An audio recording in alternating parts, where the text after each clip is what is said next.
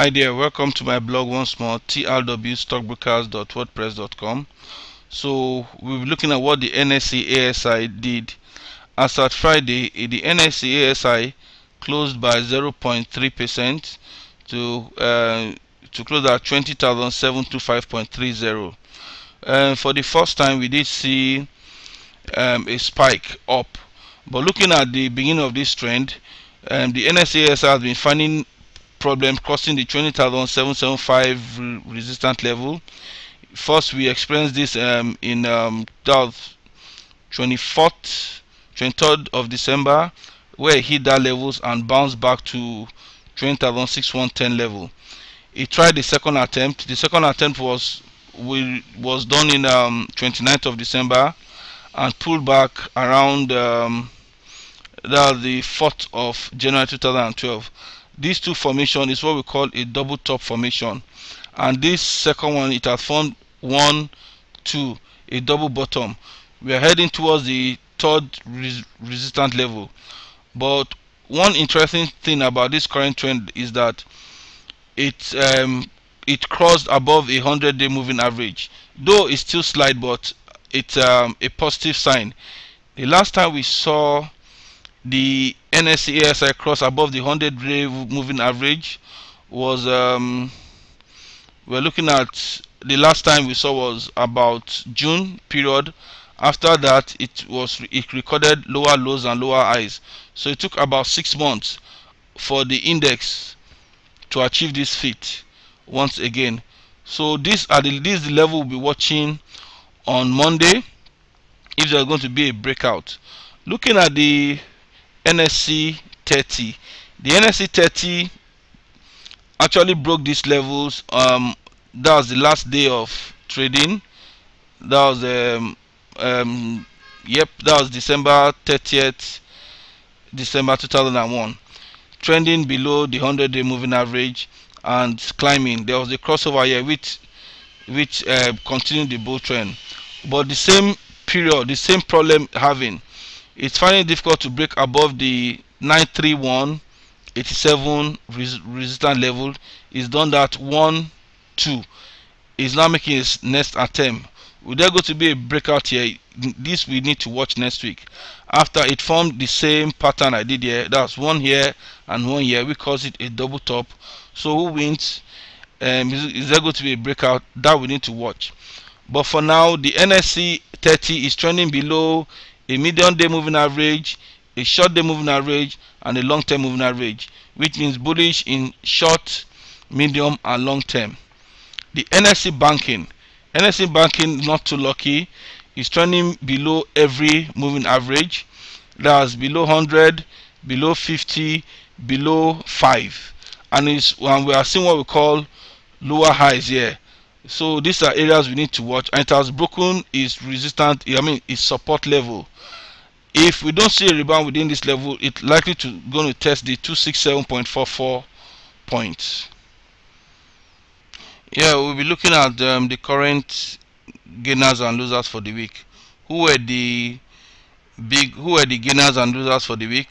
For the week ending 6th January 2011, the highest gainer was May & Baker. May & Baker started the year at 1 naira 89 kobo and ended about 239.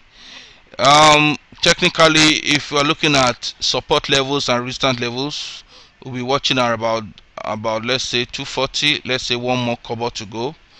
This stock must be information driven, so we wouldn't know what area the price is gonna hit, but technically we are looking at the first resistance. We have about 240, 258, and let's say 298. Those are the levels we're going to watch. The next gainer, the next big time player was hold on please, that would be Dangote Flour. I did analyze Dangote Flour the other day. I said Dangote Flour was trending. I bought I think about 5 naira or so. I took profit about 589. It's now within the it has broken the 589 levels and heading towards the 6 naira level. and it formed what they call a bullish engulfing. That's a full candle. The rally seems to be still looking strong, so we need to know if there will be a rebound within this area, or it might go to the next resistance level of about 6 naira 40 kobo. On the losers chart, we are having two major guys, that's GT Ashore and Eternal Oil.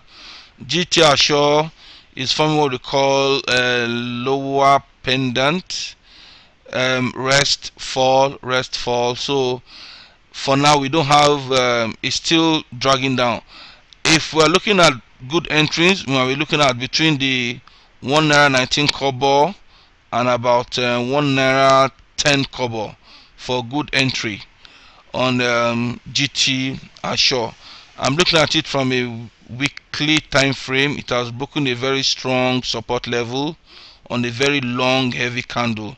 So those are, as I earlier said, those are the levels we're going to watch. Eternal Oil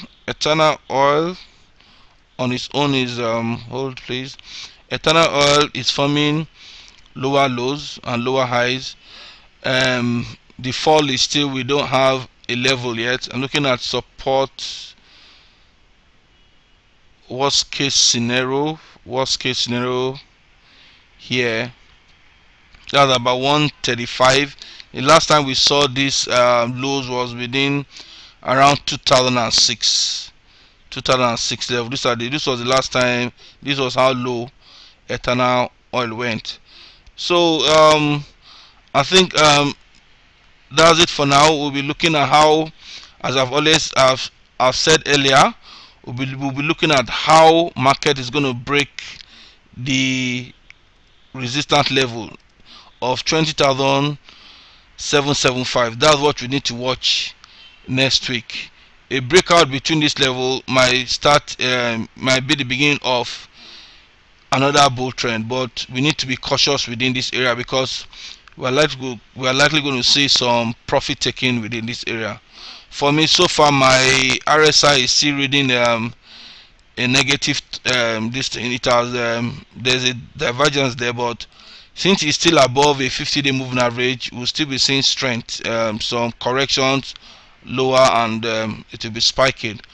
But for now, all in all, profit taking. I think Monday is going to give us a better picture. So have a nice weekend and cheers. Bye.